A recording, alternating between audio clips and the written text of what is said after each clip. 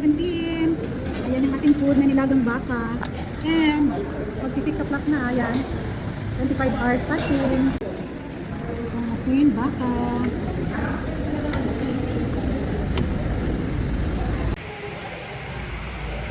Let's eat. Ayan ang oras, oh. Ayan ang oras. So, 25 hours na tayong fasting. Sarap ng ating beef. Tapos meron tayong Nadi's chicken.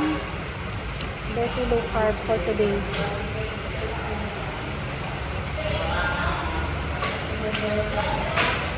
Papa.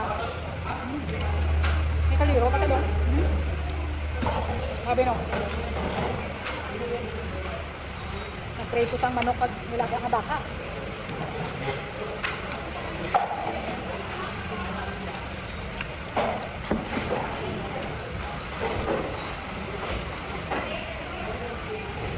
Juicy kayo.